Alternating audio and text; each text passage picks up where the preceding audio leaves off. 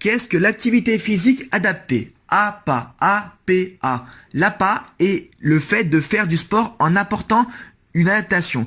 L'adaptation peut être en lien avec la pratique, c'est-à-dire le sport lui-même, ou bien avec la pédagogie, la façon d'enseigner le sport.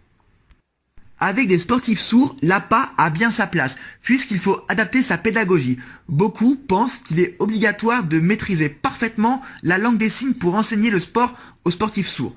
Mais non, les compétences des étudiants qui sortent de la filière APA leur permettent d'adapter leur technique de communication pour intervenir avec des sportifs sourds.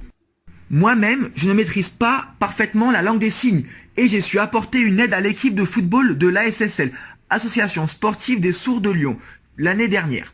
Pour cela, j'ai utilisé des techniques de communication diversifiées, comme la vidéo, l'écriture, le tableau ou encore la démonstration.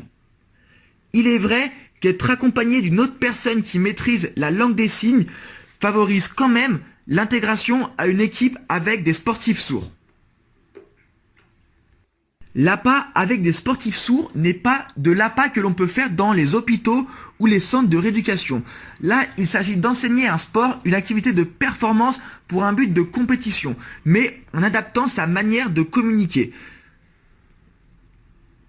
Le sport lui-même n'est donc pas adapté, mais c'est bien la pédagogie qui est adaptée. C'est donc une pratique qui se trouve finalement entre l'entraînement et l'APA, à l'interface des deux filières. Mais en un, avoir des compétences dans un sport, c'est-à-dire connaître les bases du sport, la technique et la tactique, acquis lors des 2 premières années de licence en faculté de sport, et en plus en 2, avoir des compétences développées dans la filière APA, permet parfaitement d'intervenir avec des sportifs sourds. Ces deux conditions, c'est-à-dire les connaissances dans un sport et les compétences pour adapter ces techniques de communication, permettent d'intervenir avec ces sportifs. Venir de la filière entraînement ne suffit pas à intervenir avec des sportifs sourds. Il faut en plus avoir de nombreuses compétences que seule la filière APA peut donner aux étudiants en ayant quand même quelques notions sur les sports. Malheureusement, les clubs ou associations sportives sourdes ne comptent aucun professionnel en APA. La région lyonnaise compte pourtant un club d'aïkido à Caluire-et-Cuire et un club multisport à Villefranche-sur-Saône. Il y a aussi un club de football, un club de pétanque et un club de danse, les ateliers d'Esmaé à Villeurbanne. Une association culturelle multi-activité, un club multisport, football et handball, ainsi qu'un club de yoga sont également présents à Lyon.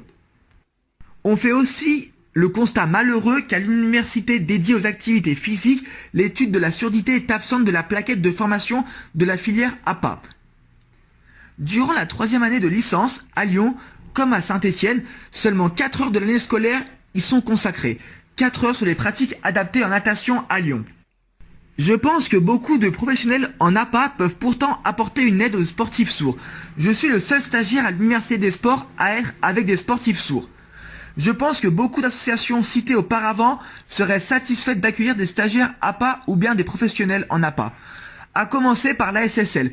Je souhaite que cette vidéo soit visionnée par les futurs étudiants voulant faire de l'APA afin qu'ils n'oublient pas que les personnes sourdes font du sport, car peu d'étudiants aujourd'hui ne s'y consacrent.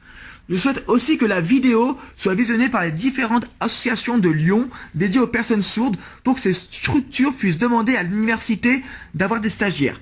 Ceci sera réalisé après avoir eu l'accord de l'université.